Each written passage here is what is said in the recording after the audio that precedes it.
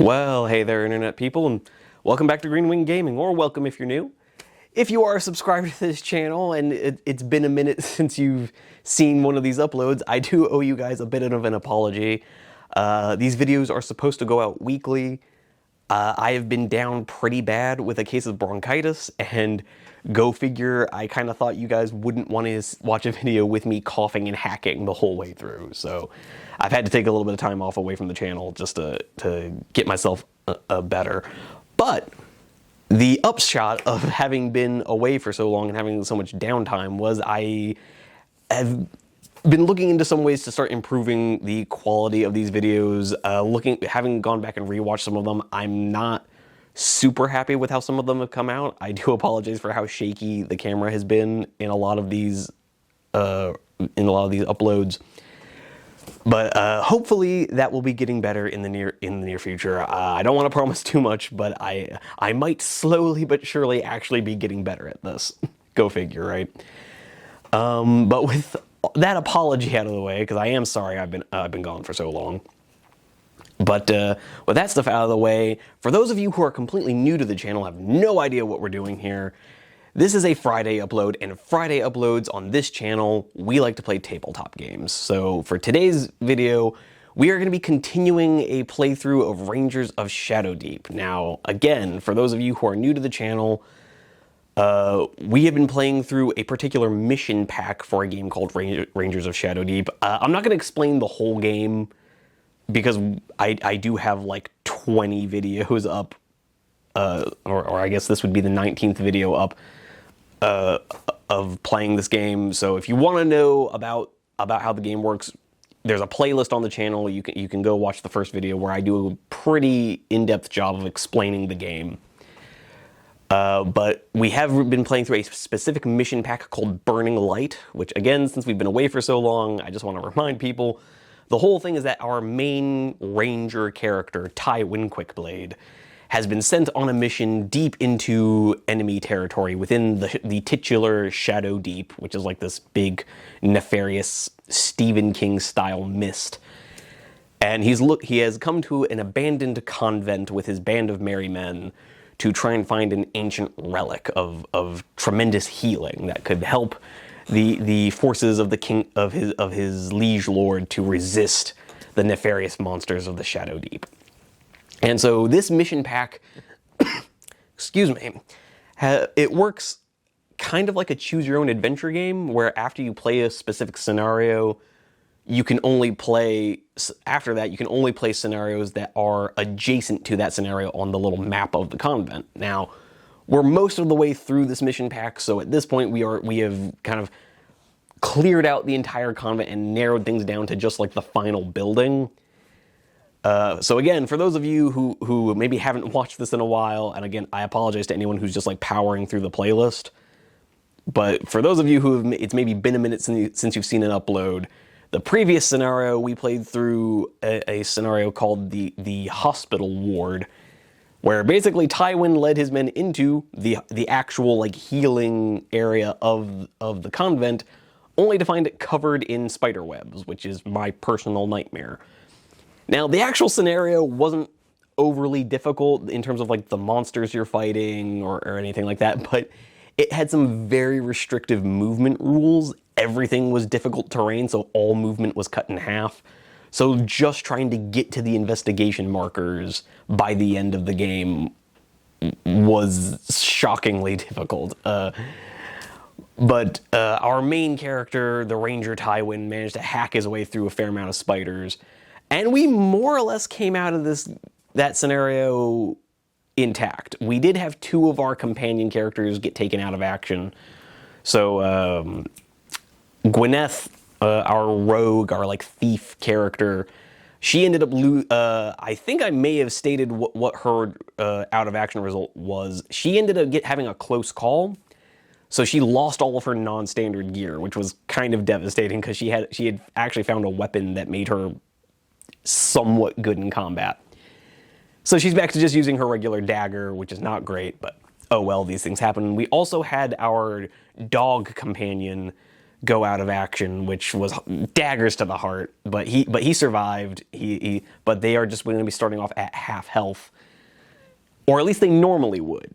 The one kind of weird quirk of this mission pack is that between scenarios, because the mission is so long and you're not allowed to go back, like, normally you can only fully heal your characters between missions, unless a scenario specifically says you fully heal at the end of the scenario. With this mission pack, you never fully heal, and because it's so much longer than the other mission packs, you're playing like 10 scenarios without any meaningful healing. So what this mission pack lets you do is, between scenarios, for every wounded character, you can make a survival roll. And fortunately, we got very lucky with our survival rolls. Tywin was actually absolutely bossing it, never rolled less than a 12. Excuse me. And he passed all 5 of the survival rolls. So Gwyneth gained back 2 extra wounds. Bruno, our dog companion, gained back extra wounds. And then we had 2 other injured characters. Our swordsman, man-at-arms, but he's a guy with a sword. Damien, he and our spellcaster Archibald contracted the diseased condition, which all that does, it says in the next scenario you start with 3 less wounds than you normally would. And so because Tywin passed their survival checks, he actually ended up giving them back 2 wounds, so they're only down by 1 wound. So all in all, not too bad. Things could be worse. Now, again, just breaking things down for the new people or people who've been away for a little bit, at any point, we could choose to end this mission pack and just go straight to the final scenario, because, again, the whole point is that you're looking for a relic, and after you play through all the scenarios, or I guess even after you just play like 1 scenario, you can guess where the relic is, and if you guess correctly, you find it, and things play out a certain way. If you guess wrong, things play out a different way. Either way you play, you immediately jump to the final showdown scenario, and you play that out, and if you survive or die, either way the mission is over. At this point, I'm pretty sure we know where the relic is, but I'm going to keep playing through just because I want to show you guys all of the scenarios. It's a good way to find like extra items and stuff. It's a good way to get XP for the characters. But again, the primary thing is I just want to show you guys the mission pack. The whole point of playing this was to show it off to you guys. Otherwise, why am I even filming it, right? So if I wasn't going to play the whole thing, why even bother putting it on YouTube? Now, having said that, I may come to regret that decision if these next 2 scenarios end up completely kicking my butt, and like the whole team somehow dies in the next 2 scenarios. I don't think that's going to happen, knock on wood. But you never know. You genuinely never know with Rangers of Shadowdeep. You are always like 1 or 2 bad dice rolls away from a total party wipe. But anyways, with all that out of the way, that should do a pretty good job of recapping what we've been up to in this mission and in the previous scenario. So we are going to hop into the Abbess's quarters scenario G. And yeah, before we get too into that though, I do want to just remind you guys that this YouTube channel is still quite small, and I'm hoping to grow it. So at this stage, literally any interaction from you guys does help out the channel. So just by clicking on this video, you've already done me a huge solid. So I feel a little weird asking for more. But if you could hit the like button, consider subscribing. Those are probably the 2 best ways to help the channel. The other one is just watching these videos for as long as you can stand it. The watched hours on this channel does a lot to help make these videos more visible. And so the longer I know these battle report videos can be on the long side, but the longer you watch them, the better the channel does. So I would really appreciate it. But other than that, I also would like to encourage you guys to leave comments down below and let me know what you're thinking. If there's something that I really need to improve on, or there's something you would like to see on the channel, I can't know that unless you leave a comment. Plus, I just genuinely like hearing from you. I know this sounds incredibly cheesy. Of the like 30 some odd videos I've put on this channel, I've never had a negative experience in the comment section. Not once, which is not what I was expecting from a YouTube comment section. You guys have been pretty great, so I like hearing from y'all. In fact, One of you in the comments has repeatedly been leaving a comment labeling my warband as Tywin's Terrors. Not the name I would have given them, but we're gonna go with that because I don't have anything better. So I've been enjoying that interaction a lot. If you're watching this, you know who you are. But with that being said, I'll quit with the self-promotion and we can just hop into this video. So yeah, we're playing Scenario G, the Abbess's Quarters. So let's just get into it. All right, guys, we're gonna start off with the usual lore dump for these scenarios. So here we have Scenario G, the Abbess's Quarters. Ascending the broken stairs, your senses are assaulted by an unfamiliar stench that burns the eyes and leaves a sour taste on the tongue. Reaching the top, you step into a room covered in a damp carpet, a huge hole in the roof leaving most of the room open to the elements. In one corner sits a large desk with a dead body slumped over it. Before you can investigate further, a high-pitched buzzing fills the air and several giant flies streak towards you. And here below we have a quick map of what's going on. So the whole thing is played on a 30 by 30 inch table. You can see that off to one side we're meant to have kind of two smaller rooms that we're not supposed to know what they are yet. So the doors to those rooms are points of interest, as are there are a pair of bookcases that are meant to be at either end of the room and a desk. Those are our 5 points of interest. I have a feeling that the two doors to these side rooms are going to be the genuinely interesting points of interest, but we'll just have to see in a sec. And here we are with the table all set up. We have our kind of broad central room here. We have our two completely unfurnished side rooms because I don't know what's in them yet. So the way this usually works, for those of you who've never watched one of these videos before, is that for whenever a scenario has these side rooms that are kind of locked behind points of interest, our heroes actually have to get to the doors, these doors here being guarded by these horrific monsters. And we have to get to those doorways before we can find out what's on the other side. So each of these doorways is a point of interest. Bookshelf, and desk. And those are our 5 points of interest.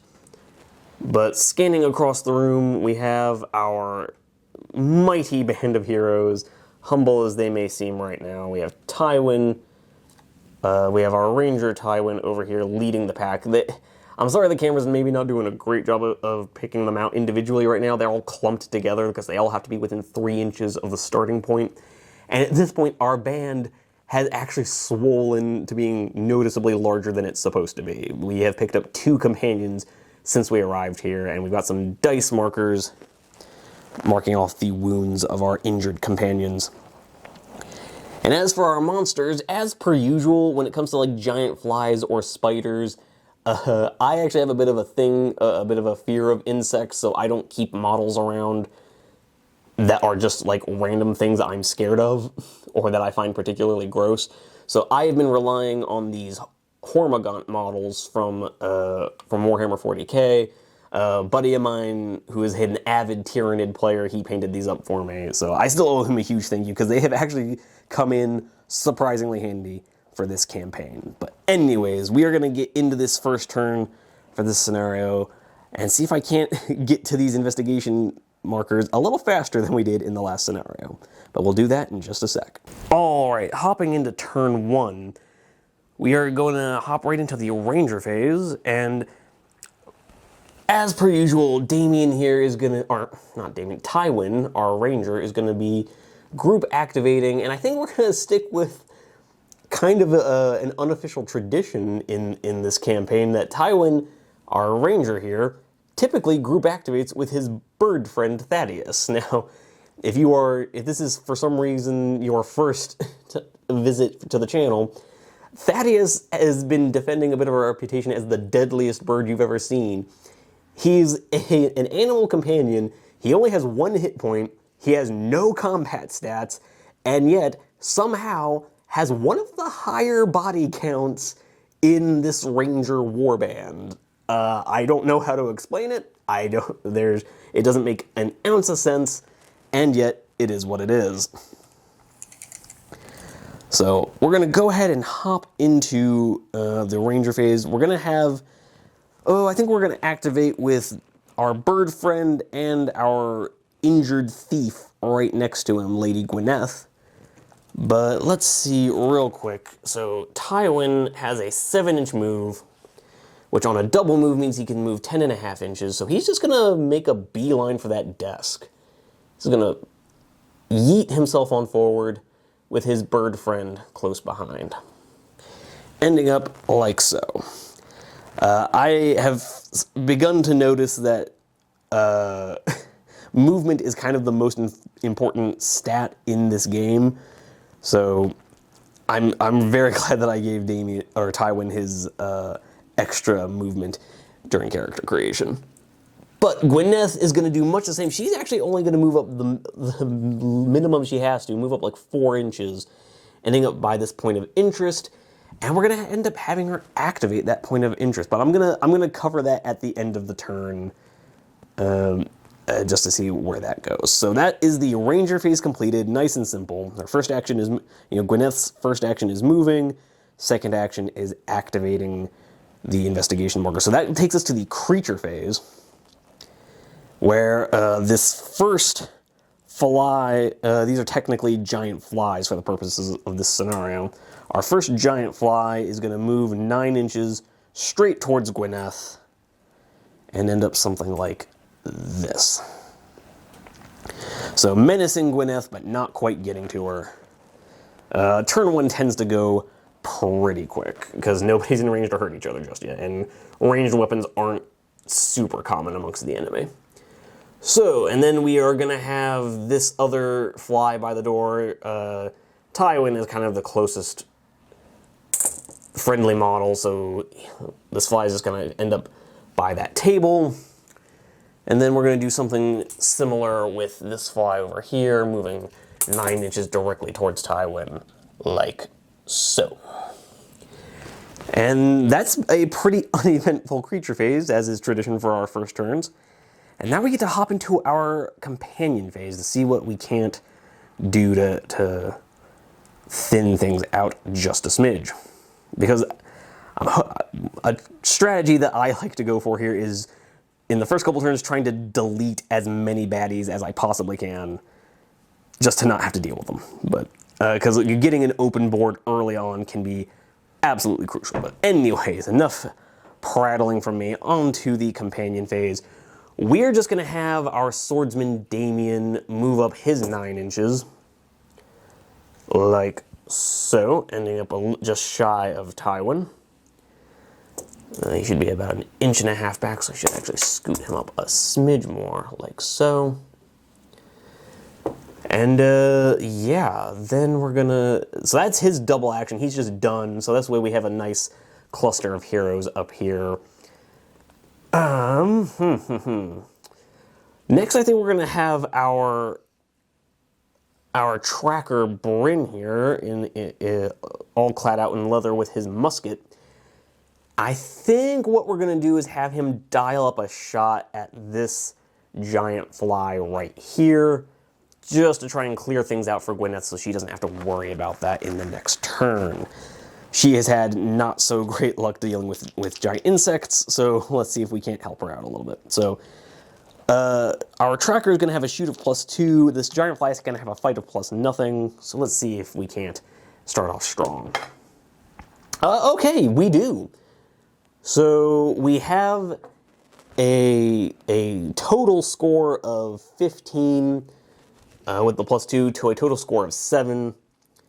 So Bryn does dial his first shot. He levels his musket at the buzzing form headed towards Gwyneth, and pulls down the trigger, and bam! The whole room is filled with the roaring sound of a black powder musket going off. And when the cloud of black powder starts to clear, the twitching form of the fly is laying splattered on the ground, because with the +2 damage from being technically a crossbow, 17 damage is definitely enough to kill a fly.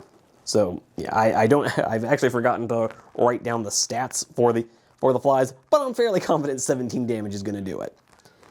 But anyways, so that's our first enemy of the scenario dead. So Bryn has had a bit of a mixed record in how deadly he's been, despite one commenter who seems to think he's the deadliest member of this warband. Again, you know who you are. But Bryn's second action is just going to be to reload that musket, because kind of the downside of the quote-unquote crossbow, or musket as we're using it here, is that it gets bonus damage, but every time you shoot it, you have to spend an action reloading. So that can be a bit of a pain.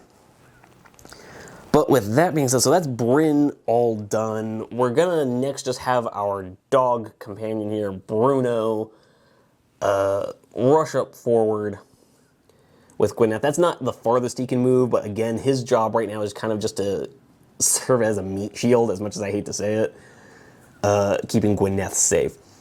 Our healer here, part of me doesn't want her, excuse me, does not want her getting close to the baddies, but at the same time, this game has shown me that baddies can come from just about anywhere, so we're going to have her move up behind our combat characters, just taking a double action move, and trying to stay close to Tywin and Damien.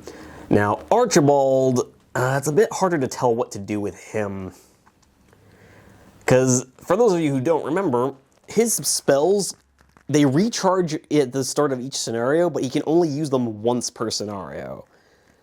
So I don't know how much I want to just blast off his damage-dealing spells right away. But having said that, now that I think about it, there's kind of no point, at least for one of them, there's not much point in holding on to them. So we're going to go ahead and dial up his magic bolt spell into that fly right over there. Because again, emptying out the board as quickly as possible can be incredibly useful. So yeah, his spells work a little weird, because rather than using his own combat stats, the spells have their own combat stats. So for Magic Missile, he gets a +5 magic attack against a single enemy. So he's going to be +5 against this fly's +0. Okay, so this ends up working out a little weird. So his 9 becomes a 14. That is going to be enough to win against that 4, which becomes just a 4. But this one, I actually am going to need to look up the stats on these flies to see if that's a kill. So I will see you guys in just a sec. Yeah, so having taken a quick look at the stats, this thing only has an armor of 6 and a health of 5, so anything in 11 or more is death.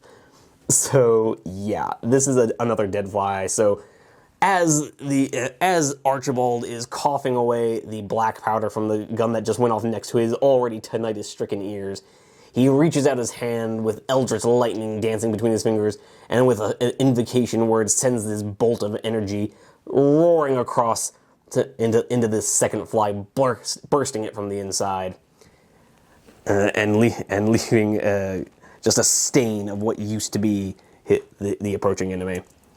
And with his second action, Archibald is going to pull much of a similar move as our healer Eliza, and just stay close to the heroic combat characters. Definitely not keeping his own skin safe. No, not at all. Why would you even say that?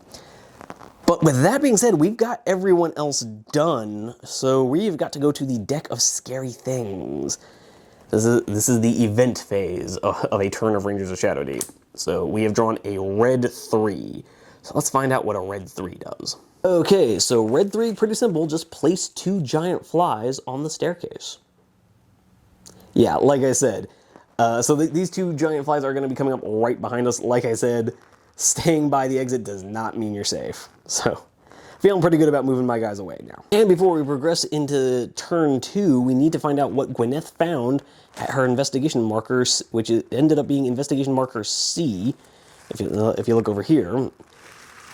And yeah, so what this tells us is the giant bookshelf runs all the way up to what remains of the ceiling.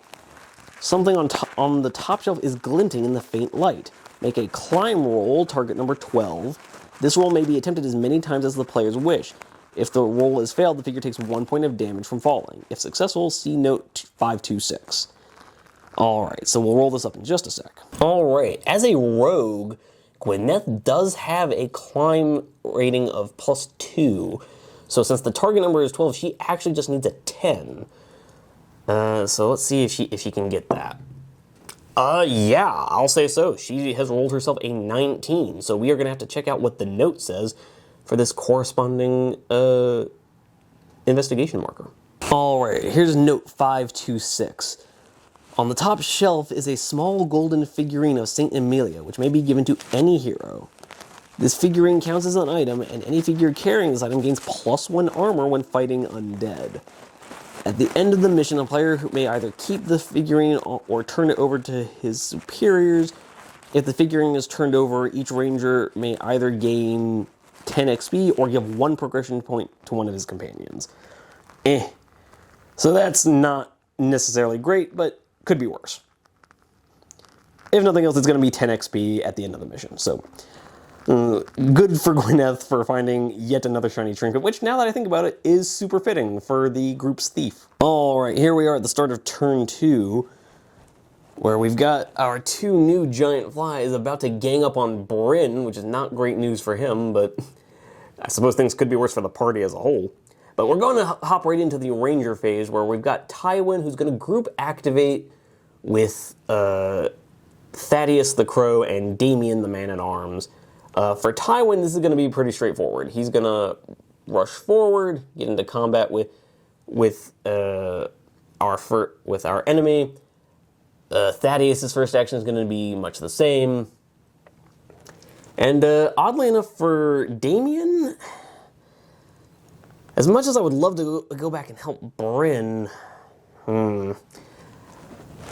is that the play? Do I go back and help our buddy? Nah, mission first. We're gonna have him go, technically, we can have him do both his actions right now. So he's just gonna make a 9-inch run, ending up over here like so.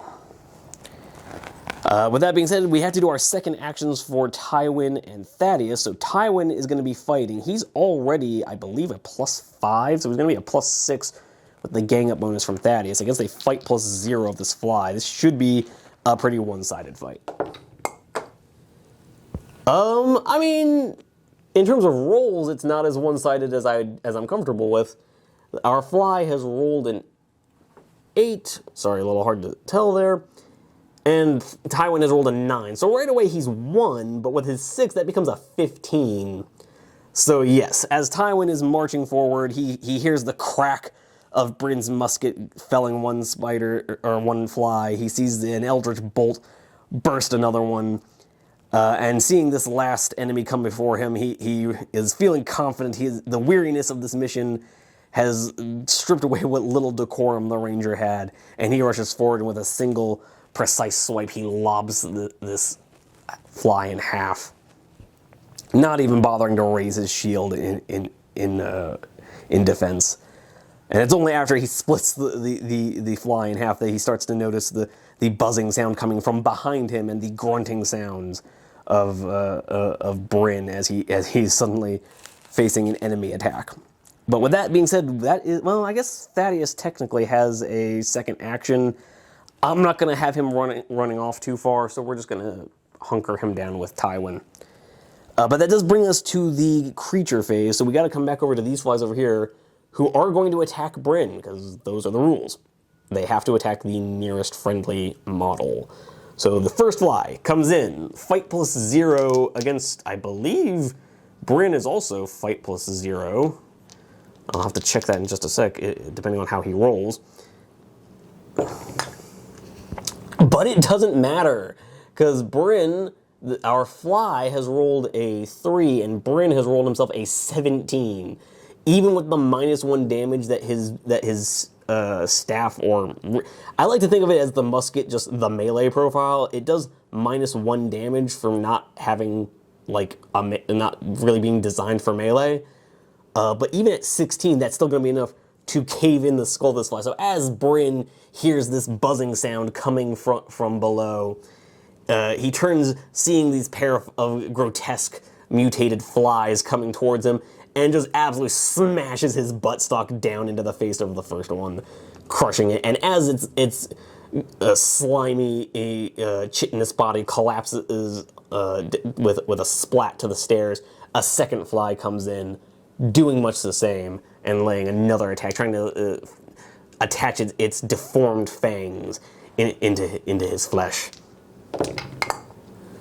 Okay, so this has not gone Bryn's way. Bryn has rolled a natural 1. We had to roll low eventually, guys. And the fly has rolled a 9. Now, fortunately, Bryn has an armor of 11, so even with this roll of 9, Bryn isn't going to take any damage, but is now trapped in combat with this fly, so that's not great news for him. But things could be worse, so... With that being said, we're already done with the creature phase, because we've followed out my strategy of establishing an early clear board. I'm suddenly feeling really good about my decision to use up that spell right away. But what we're going to do now is have our companions start spreading out. So Bruno the dog is going to run his 9 inches up towards this door, specifically because Gwyneth is doing much the same with her 10-inch movement, because she has a 7-inch base, ending up like so. So they are in prime position to end up by the first room next turn. Real quick, we're just going to have our healer keep up with Tywin. And I think we're going to have Archibald kind of keep up with Damien, because I don't like the idea of too many of these guys hanging out by themselves. And hopefully Bryn can fend for himself against these flies. So that brings us to the end of the second turn, and we now turn to the deck of scary things. Let's see what it has in store for us. A red 4. I promise I did shuffle these cards, but let's see what that has for us. All right, red 4 says a black cloud wafts through the hole in the ceiling. All figures must make a health roll, target number 12, or be diseased. Interestingly enough, some of these heroes are gonna auto pass that roll because you add your health amount to the roll, and just so for some of these guys, even rolling a 1 will count as a success. But we'll do that in just a sec. Okay, so going down the line here, Tywin is gonna auto pass this roll because he has a health of 18. So yeah, he doesn't need to worry about this health roll target number 12. Now, however, Eliza only has a health of 10, so she needs a 2+ to pass this. And she rolls a 6, so she's fine. Now, Thaddeus is the one I'm concerned about because he only has a 1 hit, although he has progressed enough, he has 2 hit points, so he's going to need to roll a 10 or better. He does not. He's going to be diseased, which means he is not going to be playing the next scenario, unfortunately. So yeah, that kind of sucks. But moving on to Archibald, he's down to 10 wounds, so he's going to need a 2+. He rolls a 15, of course, now I roll it. Damien auto passes because he's got 12 wounds. Bruno is going to need a 7 since he's at 5 wounds. And he passes with a 14, he's just fine. Gwyneth is at 8, so she needs a 4 or better. She cranks an 11. And then Bryn actually has 13 wounds right now, so he also auto passes. So yeah, we're actually looking pretty solid, guys. Other than finding out that I'm going to be missing my crow buddy in the next turn, this has not turned out half bad. That actually, by not bringing new enemies onto the table, that's actually done me a bit of a solid. So that's worked out. But okay, we will be moving on to the next turn shortly. All right, here we are in turn 3. Things progressing somewhat nicely. We're going to group activate with Tywin in the Ranger phase with Thaddeus and our healer Eliza. Tywin is just going to move 7 inches, not quite make it there. So he's going to have to double move to make it to the investigation marker. Thaddeus is going to do much the same, just kind of head up there and group up with Tywin. And Eliza is just going to kind of keep close behind her 9 inches, getting her right up with Tywin. So that is our Ranger phase done very quickly. And now we're going to hop over into the creature phase where it's just the fly on the stairs in his protracted battle with Bryn. Bryn having caved in his buddy's skull while this fly is now straining against the barrier of his buttstock, trying to actually lay his fangs into Bryn. Let's see if Bryn can end this fight. It's a bit of a wet noodle fight because neither of them have any bonuses to their fight roll. Okay, that's actually not bad. Bryn has won the fight. However, with the -1 damage that he's done, it's just shy of enough to kill the fly. So the fly is going to go down to 1 wound. And because it lost, Bryn could force it out of combat. But then the fly has a second action, so it would just fly back into combat with Bryn. So there's kind of no point. But with that being said, that does bring us to the end of the creature phase. Not going half bad. The one enemy who is on the horde is taking a bit of a beating, is clearly trying to strain against Bryn's musket, who then just kind of weakens one arm to send the fly crashing its head into the stone walls of the staircase. Bryn is slowly trying to get the momentum to try and bash this thing's brains out, but it's taken a little bit as this thing is stronger than it has any right to be with the mutations of the Shadowdeep. But going over to the companion phase, we're just gonna repeat our strategy of making a beeline for the investigation markers. So 9 inches of a double move gets Damien to the door. He's not going to be able to interact just yet, but Archibald is going to be right behind him to help him out. And then Bruno and Gwyneth are just going to head over to this door. Gwyneth is going to be able to interact with this one. We're going to deal with that in just a sec. But yeah, let's see. With that being done, we're going to go ahead and do the deck of scary things before we figure out what is in that investigation marker. So, what does the deck of scary things have for us?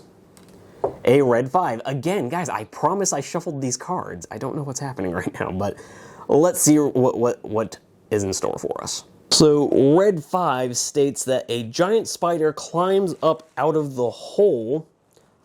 I'm assuming it means the hole in the ceiling. If there are any giant flies on the table, the spider pounces at one at random and drags it back into its hole. Oh, just a random hole in the wall. Oh, wonderful. That's not terrifying at all. If there are no giant flies on the table, place a giant spider in front of point of interest B. Fantastic. I'm suddenly really glad that I don't have any actual spider models, because this would be creeping me the hell out. But with all that being said, before we cut the camera, we do also need to find out what is at investigation marker E. So, what does this investigation marker have? The door to this room is locked. Make either a pick lock roll or a strength roll. You may make these rolls as often as you like. If successful, see note 777. So Gwyneth has like a +4 or it's a +5 to her lock picking checks from being a rogue. So she only needs a 7 or better. And we will roll that up in just a sec. Alright, here we are with Gwyneth, seeing if she can't pick her way into this room beyond. Needing a 7 or better. And she has rolled an 11 and somehow collapsed the wall to the adjoining room. Don't mind me. So yes, we have rolled an 11, so we're going to find out what note 777 has to say about the contents of this room. Okay, here we are at note 777. This room was apparently a small chapel. A large wooden statue of St. Emilia stands in the middle of the room. Springs of rosemary have been laid at her feet. Gain 10 XP. The first figure that enters the room should make a will roll, target number 8. If successful, use note 951. Okay. So this is kind of a weird one for me, guys, because it says that the first figure to enter the room. Gwyneth has not entered the room, so yeah, I think I'm going to go ahead and not have her make the will roll, just because that feels a little gamey. But part of me wonders if I can't somehow get Tywin over there, because he has a better will score. But we'll just have to figure out in the next couple of turns. Anyways, that is the note, and I will just have to see you guys in the next turn. But before we move on to the next turn, I've just forgotten, we still need to roll out Bryn's turn, again, striking back against the dreaded fly. So yeah, we're going to go ahead and have his attack roll of a fight +0 against a fight +0. He has rolled a 9 against the fly's 3, so that is going to be a dead fly. Yes, it's a good thing we remembered, because now Brit is going to be completely clear of the enemy in our turn. So yeah, that's going to be good news for us. But with that being said, we're all caught up on everything we forgot to do, and I will see you guys in the next turn. Alright, here we are in turn 4, guys. We are just breezing on through this mission, or this scenario, rather. And we're going to go ahead and group activate in the Ranger phase with Tywin and his 2 helpers. First action for Tywin is just going to be to hit investigation marker A.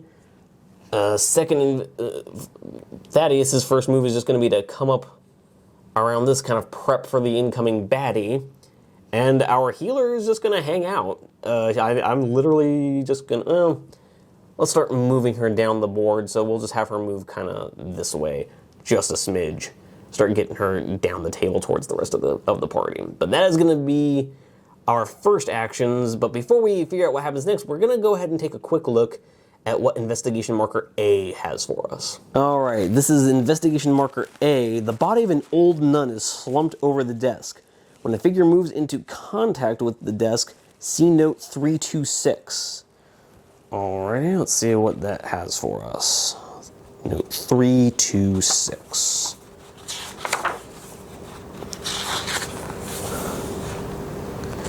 Alright.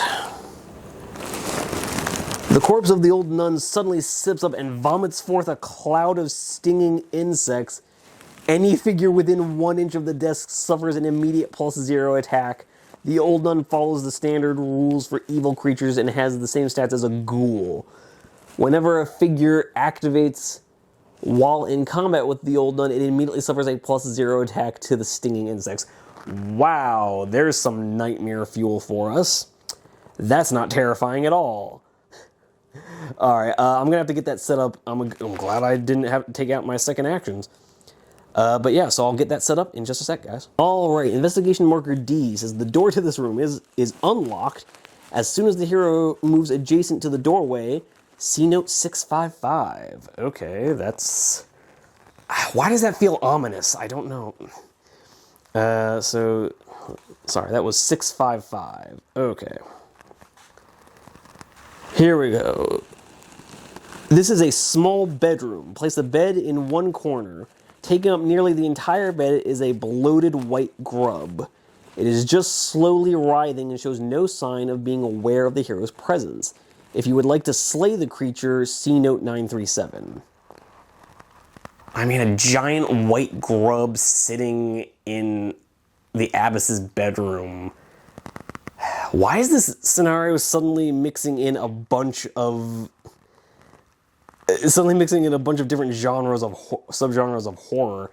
I mean, a giant white grub doesn't sound like anything natural, guys. I'm thinking we need to just put this thing down. So over to 937 it is.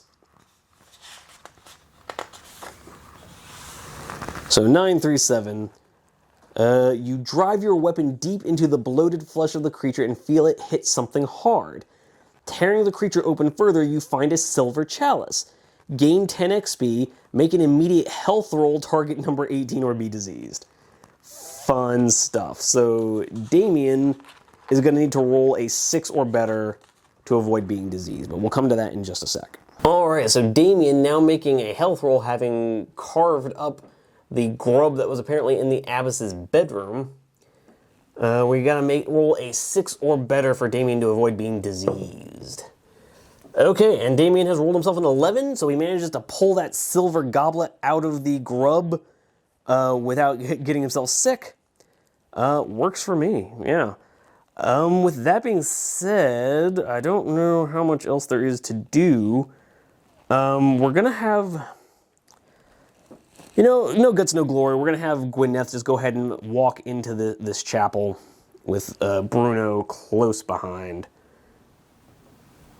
And so Gwyneth is going to be the one who gets to make the will roll that corresponds with this. Now, it's a target number 8. She has a will of 1.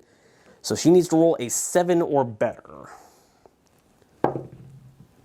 And she rolls a 16. Okay, so Gwyneth has passed our will roll to find out what is in the small chapel here, and I will be back with the note for that in just a second, guys. All right, note 951. A brilliant light suddenly bursts forth from the statue in the chapel. Choose one hero on the table. That figure is restored to its starting health, is cured of any poison, disease, or permanent injuries from which it is suffering. Now, nobody currently has any permanent injuries, but oddly enough, even though he's not injured, I'm going to go ahead and give this one to Thaddeus so that he's no longer diseased and we get to see him again in the next game. Awesome. So the one bad thing that's happened so far in this scenario, we just undid it. We're geniuses, guys.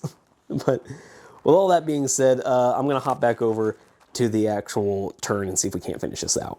So yeah, the only thing left to do in this turn is have Archibald take his turn. Kind of hard to know what to do with him, so we're just going to have him move his 9 inches back towards this table. It's not an investigation point or anything, but he can't get to any of the remaining, to the one remaining investigation point. So we're just going to have him take up a central position in the room so we can drop a fireball on any baddies that come at us. But with that being said, we have investigated the bookshelf down here. We've investigated the chapel and healed our bird friend. We've killed a horrible grub in the Abbess's actual bedroom, and we've actually put down the Abbess herself and are just dealing with a creepy spider. But with that being said, we've come to the end of turn 4, so it's time for the deck of scary things, where we've drawn the red ace, and we will see what that does in just a sec. Oh dear, it's not good news for Archibald. Red ace is place 2 giant flies in the center of the room, right next to where Archibald is standing, so that's not great. But oh well, we'll see. Have to see how that goes. And I'll see you guys in the next turn. All right, going into turn 5, and somehow we have the same number of baddies as when we started the game.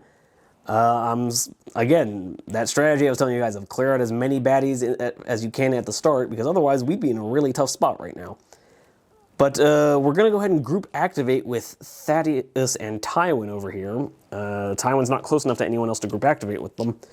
So Tywin is going to have his fight +6 against the spider's fight of +1. Let's see if he can't crush this creepy spider.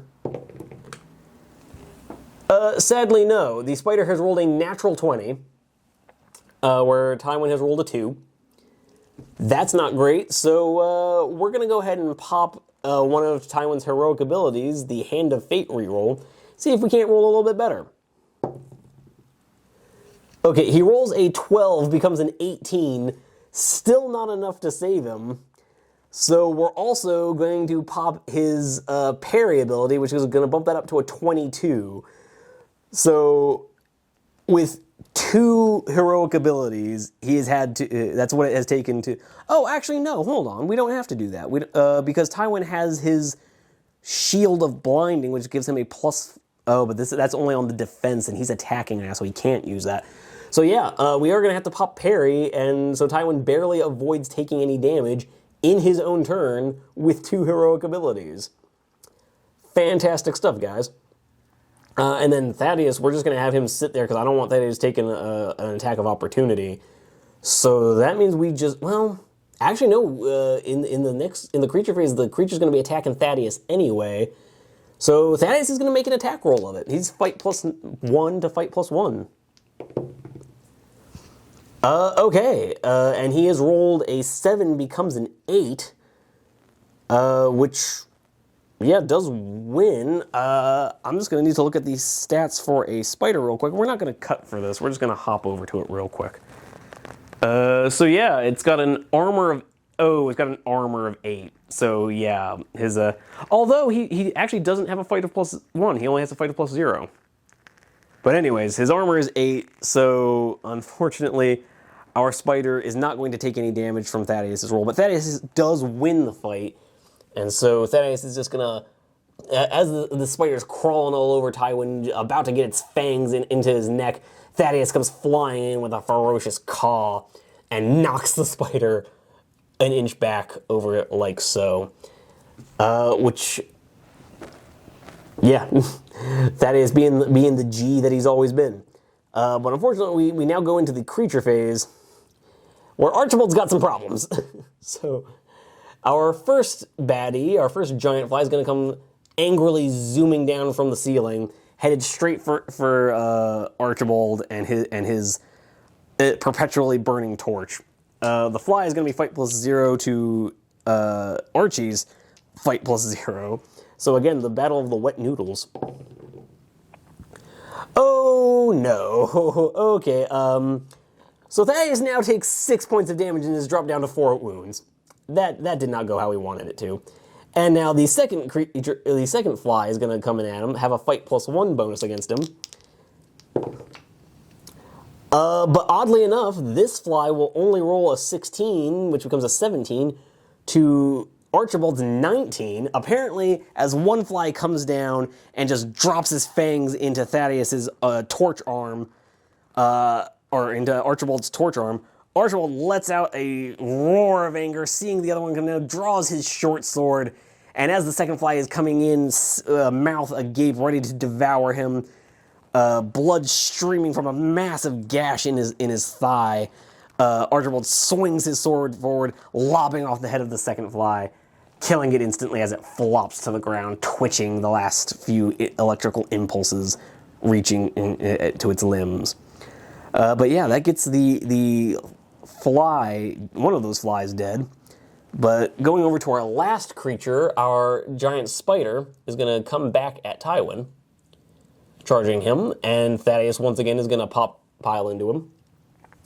But again, going with our home rule, the spider is still going to attack Tywin, who, I can't believe I'm doing this. I'm going to pop the last charge in his spell of shield, his shield of blinding, to give him a +5 to his defense. So he's going to be fight +11 to this thing's fight +0.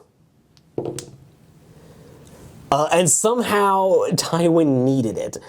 It becomes a 17. His 6 with a +11 becomes a 17, which will be enough to kill the spider. But it took 2 heroic abilities and the last of his magic shield to put down this creepy spider. Man, after dealing with the nun, Tywin's having a day, guys. Tywin is having a day. But with that being said, so as the spider it recovers from being bashed out of the way by a surprisingly strong crow, it lets out a little skittering chirp as it rushes back into Tywin, who just bashes down on it with his shield bursting into a beam of light. Kind of seems to stun the spider long enough for him to just to very casually step back and with almost disdain drive the tip of his sword into the creature's face, killing it instantly. But that is the end of the creature phase, with Archibald now suddenly looking much worse for wear. And we're just going to have Damien make a double action run to get into the fight. And we're going to have our healer pop her heal spell, which will take Archibald back up to 10 wounds. And yeah, with that being said, we're just going to have Bryn move 7 inches over to this table. Again, just kind of looking to cover his companions. Gwyneth, having nothing better to do, is going to move her 10.5-inch double move over here. I'm going to say that hearing Archibald roar out in pain draws her from the chapel, because even her, in her being the most cynical of the party, isn't going to leave her friends hanging in the lurch. She cares about them even if she doesn't want to admit it. And her faithful guard dog coming up close behind her, barking in concern for his friend Archie. But with that being said, that does bring us to the end of the turn, or the end of the companion phase, which brings us into the event phase and the deck of scary things. So what does the deck have for us? Ooh, this is a Shadowdeep card. It's going to be Spades 3, so we will have to go see what that means in just a second. Alright, Spades 3 says, a great peal of thunder echoes all around. In the next second, a bolt of lightning streaks down from the sky. Select a random hero that is on the table. The figure suffers a +5 elemental magic shooting attack. Fantastic. So as we're battling our way through this haunted Abbess's quarters, one of us literally gets struck by lightning. Fantastic. Alright guys, we need to randomize who's going to be taking the hit. We're just going to roll ourselves a d8 since we have 8 companions. And we're just going to move kind of from top left to bottom right since they've arranged themselves in that pattern. And we've rolled an 8. Oh no! Bruno the dog is about to get smote. Oh god. So he has a fight of +1 for being a warhound, but it's going to be against a fight of +5. Come on, Bruno. Please. Okay, wow. Okay, it's not so bad. It's not so bad. The elemental lightning attack has rolled a total of 7 against Bruno's total of 17. So apparently our animal companions are actually the toughest members of this warband. Because Bruno has literally just shrugged off a lightning bolt. He has literally just said, nah, I ain't about that lightning stuff, guys. that ain't cash money. I'm just gonna ignore that and pretend like that didn't happen. Or no, we'll use Disney Channel logic and say that the lightning bolt striking him, it didn't hurt him at all, it just supercharged his brain and now he knows how to speak human. So now he's a talking warhound. And he just kind of looks at the other people like, wow, what was that all about, guys? That was weird. And our party members will just have to come to grips with what that means in the future. Wow, what even is this game, guys? I don't even know anymore. See, this is what I love about Rangers of Shadowdeep. It's so deliciously random. But with all that being said, that brings us to the end of this turn, and we'll see you in the next one in just a sec. Alright guys, here we are at the start of turn 6. Things go progressing pretty quickly now. We're just going to hop right into the Ranger phase with Tywin group activating with Thaddeus.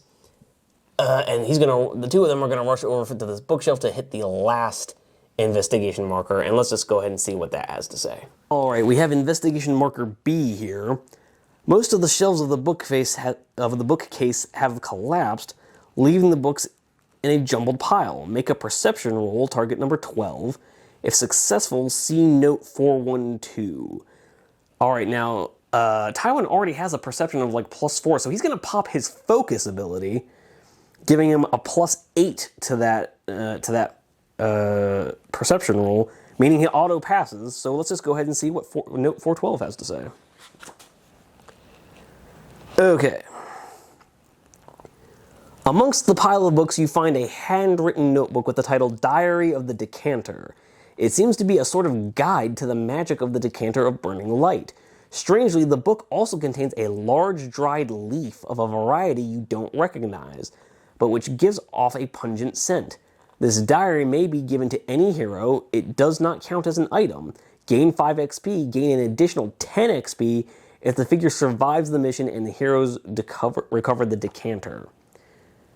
Okay, so for this mission we're going to have a total of 20 pending XP. We're just gonna have the book stay with Tywin because I think he's the most likely to survive, and an additional 5 XP. So we're gonna add a total of like 25 situational XP just for the investigation markers. And yeah, that's gonna bring us to the end of the Ranger phase with Tywin having found the Diary of the Decanter. And with that note of like the leaf in the diary, I'm going to go ahead and say that we're right about the decanter being in the herb store. I've been saying that for a while now, but that's just making it even stronger. But with all that, we'll get back into the rest of the turn. All right, we've got Tywin here having done both of his actions looking at this investigation marker.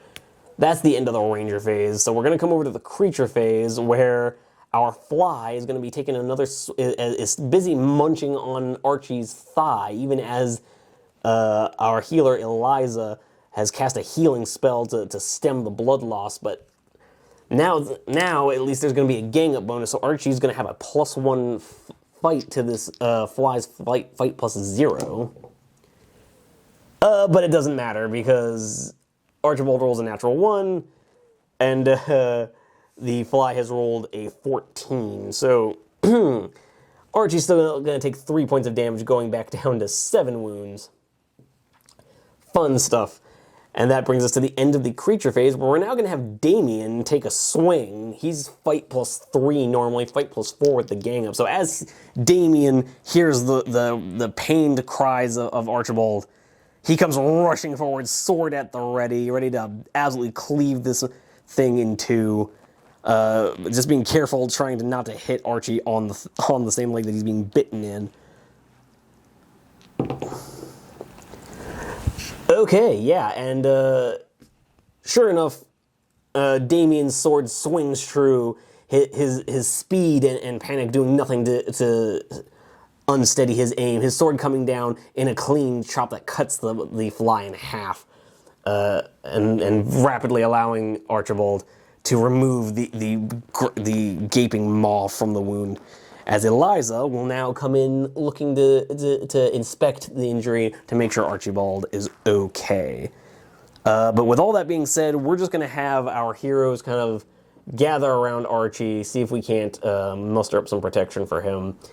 And they're all just going to burn their turns. We're all just going to hunker down and see what the Shadowdeep has in store for us. So that brings us to the end of the companion phase and over to the event phase and the deck of scary things, where we have drawn a red 2, and let's go see what that means. Well, history seems to want to repeat itself because red 2 says that we have to place another 2 giant flies in the center of the room. I hate it when these missions repeat themselves. Alright, here we are at the start of turn 7, coming in close to the end of this mission, or this scenario, rather.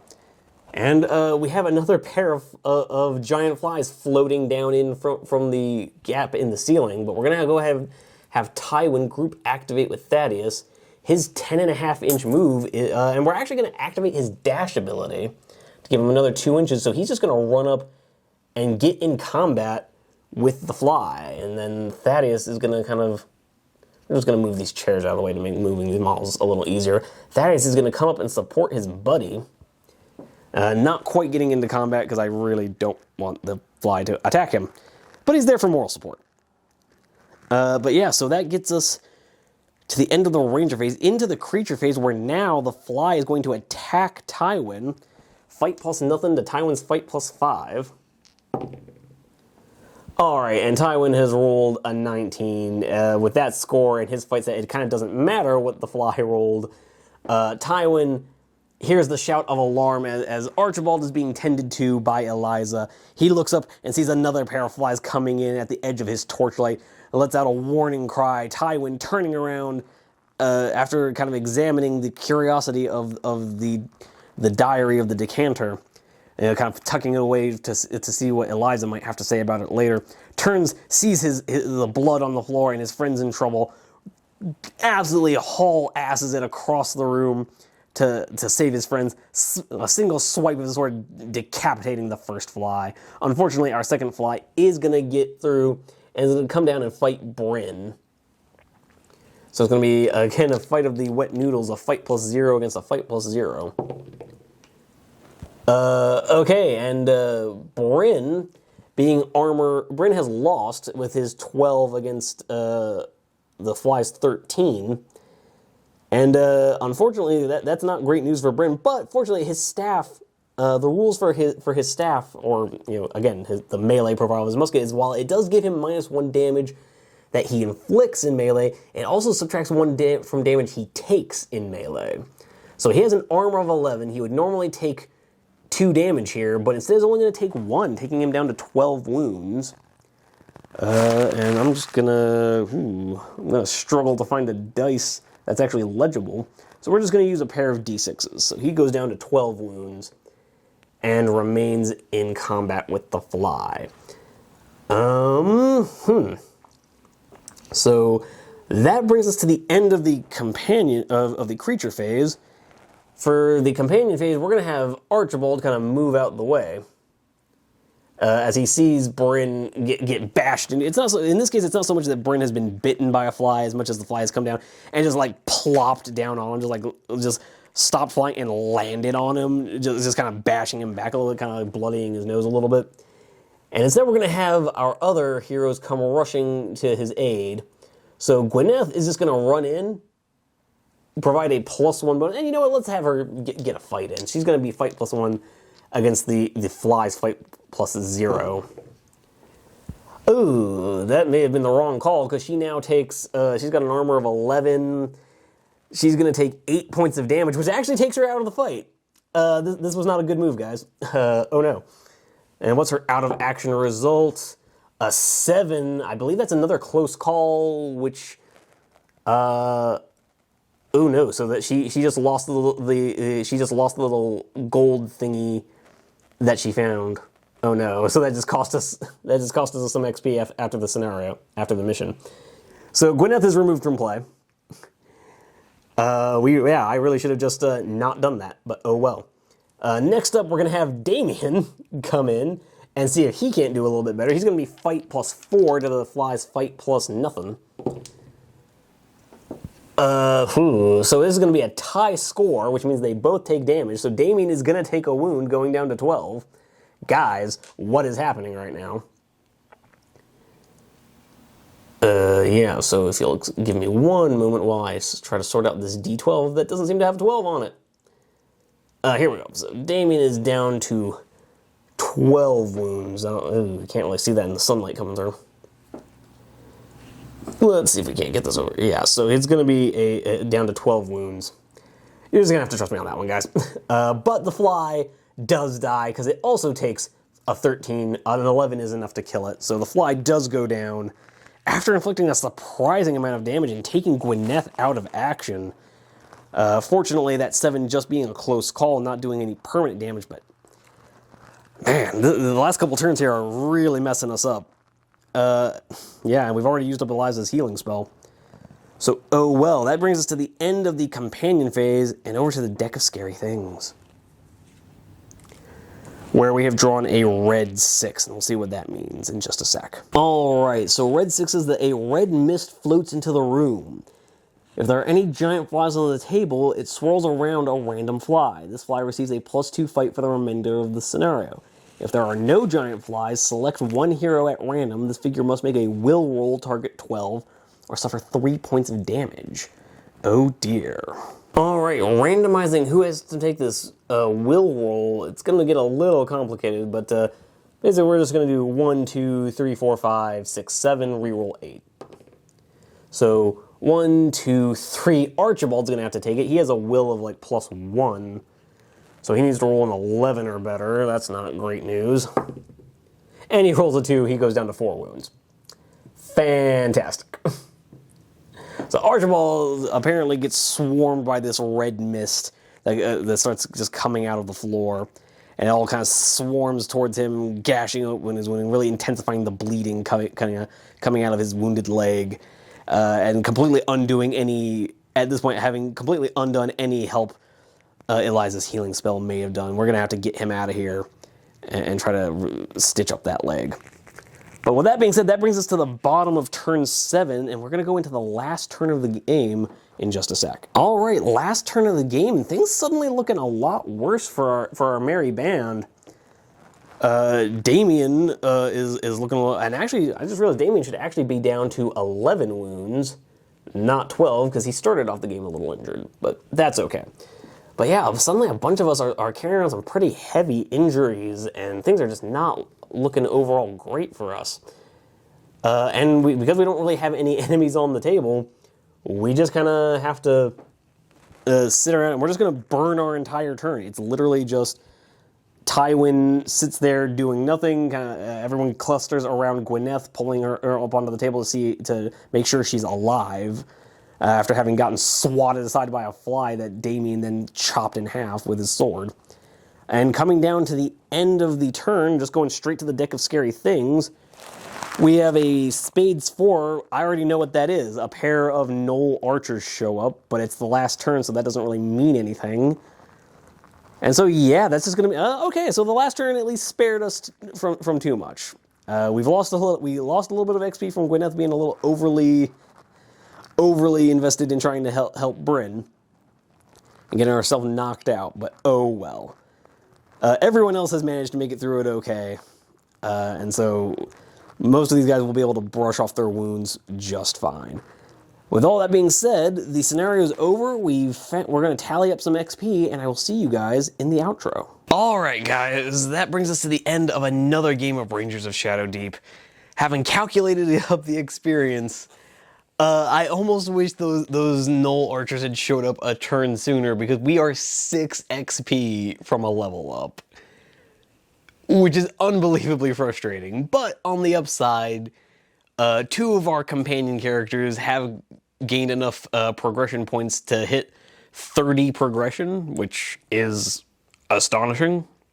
But so those two companions, Archibald and Bryn, have now both gained a +4 to one of their skills. So I believe one got a +4 to his read runes, the other one got +4 to ancient lore. I forget which one got which, but it doesn't really matter.